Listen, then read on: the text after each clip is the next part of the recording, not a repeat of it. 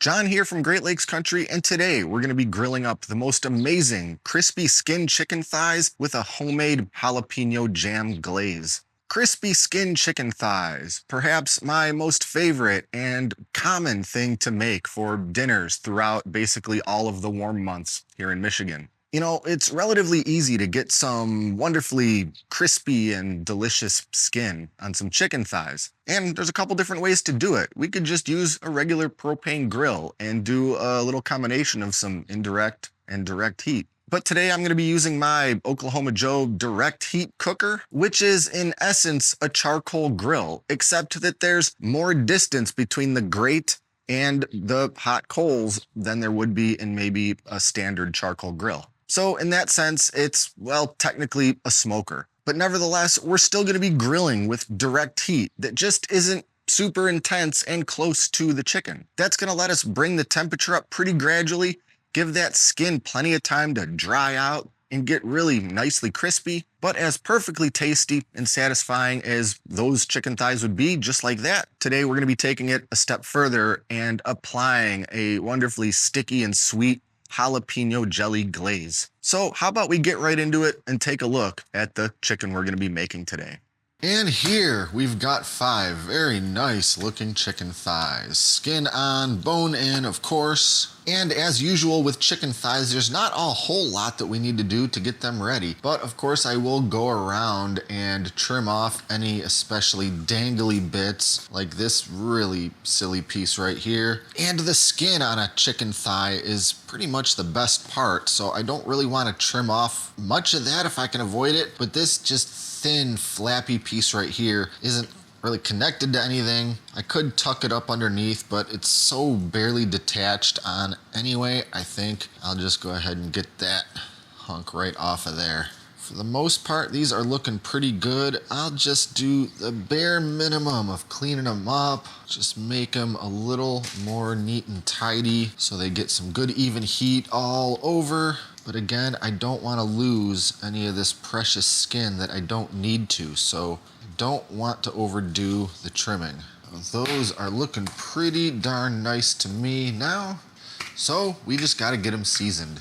So I'll just start going down with a pretty generous dusting of my preferred chicken seasoning rub, or one of them, I should say. This one here is definitely one of my go-tos. It's got a lot of similarities with the Grill Mates Montreal chicken seasoning, I think it's called. It's got a little more sort of paprika and some other flavors going on, but something like that Montreal chicken would work great. But I just want to make sure I've got some great coverage all over both sides. Of course, alternatively, you could just use some salt and pepper, a little garlic maybe. Even some Lowry's seasoned salt is perfectly delicious on some chicken. And I'll make sure my ends have a little bit of seasoning on them too, so I don't have any bare spots. And then I've just got the chicken thighs arranged out on a wire rack so I can stick all of them in the fridge for a little while. How long you do this step is really up to you and depends on how much time you have. But giving it a good hour or two is definitely gonna help. Not only allow that seasoning to soak in a little better and flavor these thighs a little deeper in, but it's gonna help dry that skin out even further, which of course is just going to contribute to getting a very lovely crispy skin when we cook them. So in the fridge these go, just like this, uncovered. I think I'll leave them in there today for about 2 hours, because that's about how long I have before I want to start cooking them. But even if you can only give them 10, 15, 20, 30 minutes, really it's still gonna end up coming out delicious and wonderful after grilling. Now let's talk about this jalapeno jelly glaze. What I've got here is actually my last jar from a batch of jalapeno jelly that I made and canned for a video actually sometime last year. And when I was thinking about how I wanted to make these chicken thighs for dinner, and I came across this last lonely little jar of jalapeno jelly, I thought, let's turn this into an outstanding glaze and baste it onto those chicken thighs when they're, well, getting somewhere close to being done cooking. So that's what we're gonna do. And there's only a couple of very simple things we need to do to this jar of jalapeno jelly to turn it into our wonderful barbecue chicken glaze. So into my little cast iron saucepan here, I'll get this whole half pint of jalapeno jelly in there. And I want to turn my heat on to about as low as this little burner will get. Now I'll add a couple more things to the jelly. First, a tablespoon of some apple cider vinegar, couple tablespoons of water, and just a pinch of kosher salt. Let's call that a quarter of a teaspoon. As that jelly starts heating up, it'll start softening and liquefying. Get it all stirred into my water and vinegar. All I'm really trying to do is get it melted down into, well, basically a thick, sticky liquid. And just as it starts to come up to a very, very low simmer, I'll throw in 1 tablespoon of some cold butter, kill the heat, and just get that butter stirred in until it's totally melted. It's gonna give this glaze a little more body, a little more richness, and make it a little bit more shiny and glossy when we paint it onto that chicken. Now our jalapeno jelly glaze is finished. It's tasting very good. So I'll just keep this on about the lowest setting that my smallest burner can do, just to keep it slightly warm until I'm ready for it, so it doesn't all start to want to try congealing again. All right, let's start grilling this chicken. I've got the Oklahoma Bronco heated up with some good lump hardwood coal, and I'll throw a little chunk of some oak wood in there just to give us a little bit of smoky flavor on our chicken. And then on go the thighs. There's not really any indirect heat about it. My coals are evenly spread beneath the grate, but again, this is a direct heat smoker, so there's a fair amount of distance between the heat and the chicken. So I'll close the lid and do my best to maintain my temperatures at about 325 to 350. And we're just gonna let these thighs cook away for a while until they're, well, probably about halfway done. So lid is closed and we'll come back and check on them in just a little while. All right, we've been cooking away for about 20 minutes and these chicken thighs are looking great. They're smelling great. Look at the bottoms there. That's what I wanna see. It's time to give them a flip and let that skin side start getting some of that good direct heat action. So we'll close the lid, give these about another, I don't know, 15, 20 minutes, see where we're at, see how they're looking, and it might be just about time to start glazing.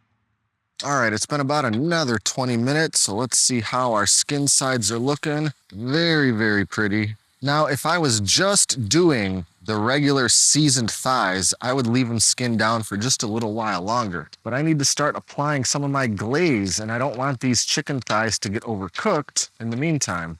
But my skins are already pretty crispy, so I'm not worried about that. My internal temps are about 150 on that one, 160 on that one. We want to bring them up to about 185 because, as always, with thighs, you want that temp to be a little higher than something like a chicken breast. The thighs, they can take it, and they're going to be better at that slightly higher temp. So I'm going to shut the lid, give these about 5 more minutes, then we're going to start glazing.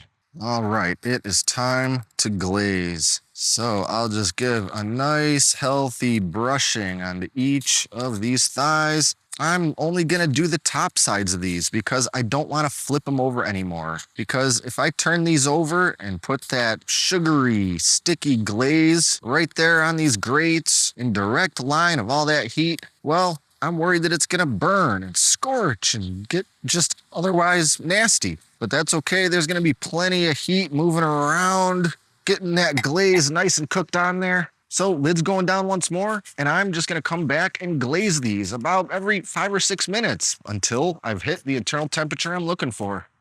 All right, we're temping at just about 186. So I think it's time to start pulling these off of there.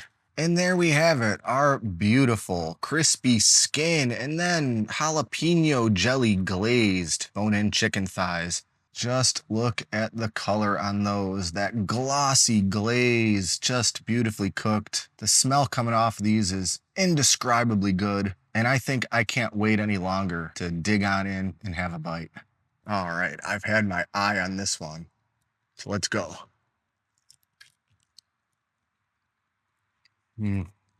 So juicy, so sweet, and just a little bit of hit of spiciness from the jalapeno in that jelly.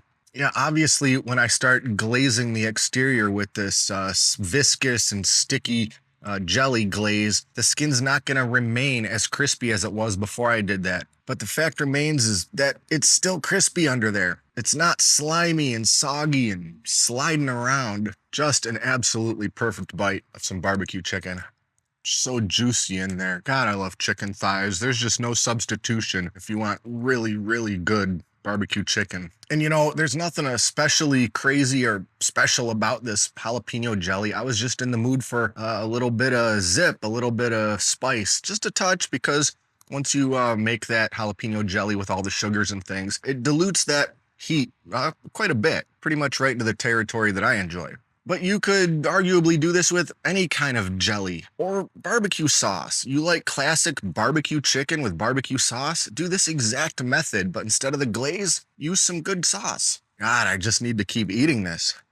That little bit of char you get from grilling chicken in this manner, yeah, you can achieve that with a propane grill or something like that. And I encourage you to do that. It's an incredibly fast and tasty weeknight meal. But when you cook it over coals and maybe even a little bit of oak or similar hardwood, all those little charred bits just take on such a elevated flavor. And for my money, or I guess rather time, there is just no better piece of barbecue chicken than a thigh cooked in this exact fashion.